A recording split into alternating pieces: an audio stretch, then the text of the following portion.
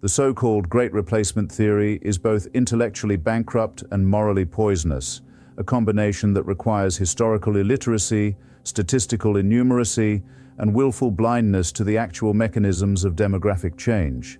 That it has gained purchase among otherwise intelligent people speaks less to its merits than to our species' apparently limitless capacity for paranoid fantasy when confronted with change. Let us begin with what proponents of this theory actually claim: that there exists a deliberate, coordinated effort, orchestrated by shadowy elites, globalists, or in some versions, explicitly Jewish conspirators, to systematically replace the white populations of Europe and North America with non-white immigrants, primarily Muslims from the Middle East and Africa in Europe's case, and Latin Americans in the United States. The endgame, we are told, is nothing less than the extinction of Western civilization and its replacement with an Islamic caliphate or a Spanish-speaking socialist nightmare, or at minimum, a mongrelized, culturally debased society that has abandoned its Christian heritage. The fears it represents are nothing new and are as old, one might say, as the first anxious aristocrat who noticed that the help were breeding rather prolifically. The first and most obvious problem with this narrative is its dependence on conspiracy thinking of staggering implausibility. We are expected to accept that political leaders across dozens of nations, representing every conceivable ideological position, have somehow coordinated their immigration policies toward a singular purpose: the demographic suicide of their own populations, all while maintaining perfect operational security.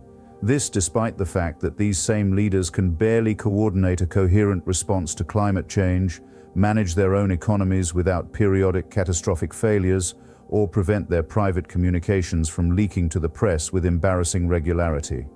But let us grant, for the sake of argument, that immigration to Western nations has indeed increased dramatically in recent decades, and that a significant portion of these immigrants come from Muslim-majority countries in the case of Europe, and from Latin America in the United States.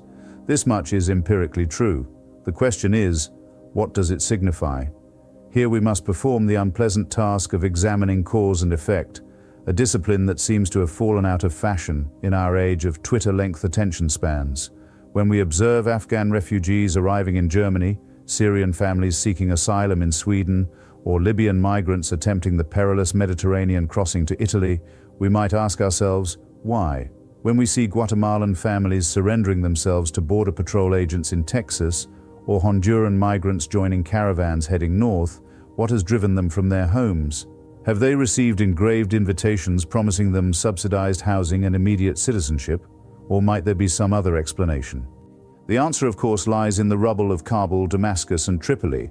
It lies in the catastrophic mismanagement of the Iraq War's aftermath, a liberation from fascist tyranny that was squandered through willful ignorance of sectarian realities and dissolved into chaos, creating the power vacuum into which ISIS would later emerge. It lies in the decades of Western support for authoritarian regimes when they served our geopolitical interests, followed by sudden reversals when those same regimes became inconvenient.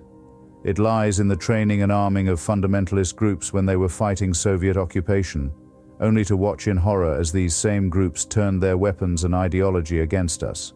And in Central America, the answer lies in a century of American interventionism that treated the region as our private backyard. It lies in the CIA-orchestrated coup in Guatemala in 1954 to protect the interests of the United Fruit Company.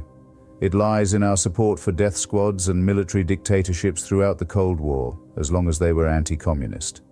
It lies in our insatiable appetite for narcotics, coupled with our prosecution of a war on drugs that has turned entire regions into narco-states, where gang violence makes daily life intolerable. When American foreign policy creates the conditions for state failure, corruption, and violence, the people living under those conditions will seek refuge elsewhere, and elsewhere often means El Norte. The refugee crisis, and yes, that is what it is, not an invasion, is blowback on a civilizational scale. When you bomb a country into the Stone Age, you cannot then express surprise when its inhabitants seek to live somewhere that hasn't been bombed into the Stone Age. When you overthrow governments, arm militant groups, support brutal regimes, and draw arbitrary lines in the sand that ignore ethnic and religious boundaries, you create the conditions for civil war and sectarian violence. And when those wars and that violence produce millions of refugees, some measure of them will inevitably arrive at your doorstep. Now, it would be dishonest not to acknowledge that mass immigration presents genuine challenges. The integration of large numbers of people from conservative, often theocratic societies into secular, liberal democracies is not a frictionless process. Many refugees from the Middle East come from places where women are treated as property, where homosexuality is punishable by death, where apostasy is a capital crime, and where the separation of mosque and state is not merely rejected, but considered heretical. These are not trivial cultural differences that can be smoothed over with a few language classes and job training programs. Islam, particularly in its fundamentalist iterations, presents a unique challenge to liberal societies precisely because it makes totalizing claims, not merely about the relationship between the individual and the divine, but about law, governance, sexuality, speech, and every other aspect of human existence. This is not racism or xenophobia. It is a straightforward acknowledgement that a religious system which demands submission in all things is fundamentally incompatible with societies built on the principle of individual liberty and secular governance. But here is where the great replacement theorists make their fatal error. They conflate the ideology with the human beings who nominally subscribe to it, and they assume a static, unchanging relationship between immigrant populations and their countries of origin. This is the same mistake that every generation of nativists has made about every previous wave of immigration, whether it was the Irish Catholics who would supposedly subordinate America to the Pope, the Chinese who would never assimilate and would remain forever loyal to the emperor, the Jews who would corrupt Christian civilization with their alien values, or the Italians who would bring organized crime and political radicalism to American shores. The same tired script is now being applied to Latin American immigrants. We are told they will never learn English, will remain forever dependent on welfare, will vote en masse for socialism, and will somehow reconquer the American Southwest for Mexico. Never mind that Mexican-American soldiers have won more medals of honor than any other ethnic group. Never mind that Spanish-speaking communities have been part of the American fabric since before the Mayflower landed. Never mind that the supposedly irreconcilable Catholic immigrants of yesteryear are now held up as examples of successful assimilation by the very people who fear today's arrivals. What actually happens, given time and economic opportunity, is far more prosaic than either the multiculturalist fantasies of perfect harmony or the replacement theory nightmares of civilizational conquest. Second-generation immigrants become increasingly secular, adopt the language and customs of their adopted countries, intermarry with the native population, and contribute to the economy and culture in ways both large and small. The children of Salvadoran refugees speak English as their primary language. The grandchildren of Pakistani immigrants in Britain are more likely to identify as British than as Pakistani. This is not to say the process is painless or without conflict. It never has been. But it is also not the end of Western civilization. Consider the mathematics that so terrify the replacement theorists. Yes, birth rates among immigrant populations are initially higher than those of native-born Europeans and Americans, but birth rates are not fixed, immutable characteristics of ethnic groups. They are responses to economic and social conditions. As immigrant families become wealthier and more educated, as women gain access to education and employment, as religious strictures loosen their hold, birth rates decline. This pattern has repeated itself with every immigrant population in every developed nation throughout modern history. The fertility rate among third-generation Mexican Americans is essentially identical to that of non-Hispanic whites. Moreover, the idea that Europeans or Americans are being replaced requires us to believe in a kind of genetic essentialism worthy of the worst racialist pseudoscience of the early 20th century. What precisely is being replaced? If a child is born in France to Algerian parents, learns French as her first language, attends French schools, absorbs French culture, and eventually has children with a native-born Frenchman, has France been diminished or enriched? If a child is born in Texas to Mexican parents, grows up speaking English, serves in the Marine Corps, and starts a business, has America been weakened or strengthened?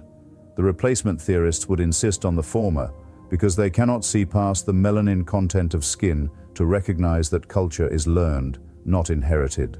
This is where the theory reveals its true nature, not as a legitimate concern about cultural continuity or social cohesion, but as a racialist panic dressed up in the language of civilizational preservation, when the concern shifts from, are these immigrants adopting our values, to, are these immigrants diluting our bloodlines?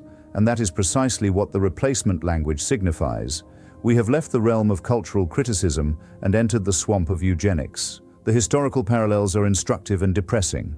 Every society that has convinced itself it was under existential threat from demographic change has committed atrocities in the name of preservation. The Nazis began with demographic anxieties about Jewish birth rates and Slavic expansion. The architects of Jim Crow justified segregation as necessary to prevent the mongrelization of the white race. The perpetrators of the Rwandan genocide convinced themselves that the Tutsi were foreign invaders who needed to be eliminated to preserve Hutu identity. In each case, the logic was the same: our people are being replaced, and we must act now before it's too late. The Great Replacement theory follows this pattern with depressing fidelity. It transforms legitimate concerns about integration, security, and cultural change into an apocalyptic narrative that admits only two possibilities: total victory or extinction. It denies the possibility of synthesis, adaptation, or coexistence, the very processes that have characterized human civilization since its inception. What threatens Western civilization, if we must speak in such grand terms, comes not from Muslim immigrants or Latin American refugees, but from Westerners themselves. A civilization that has lost confidence in its own values, that can no longer articulate what it stands for beyond material comfort and risk avoidance, that treats its Enlightenment inheritance as a burden to be shed rather than a treasure to be preserved and extended. Such a civilization is indeed in danger, but it is dying from within, from a failure of nerve and imagination, not from without. If we wish to preserve the best of Western civilization, its commitment to reason, scientific inquiry, individual liberty, equality before the law, and freedom of conscience, then we should be evangelizing these values, not merely to immigrants but to everyone.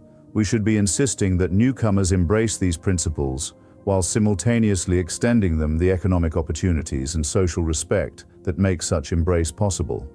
And yes, we should be willing to criticize, vigorously and without apology, those aspects of immigrant cultures that contradict these values: the subjugation of women, the persecution of homosexuals, the conflation of religious and civil law, the machismo culture that perpetuates domestic violence. But this project of cultural transmission and integration requires confidence in our own values, a confidence that the replacement theorists manifestly lack.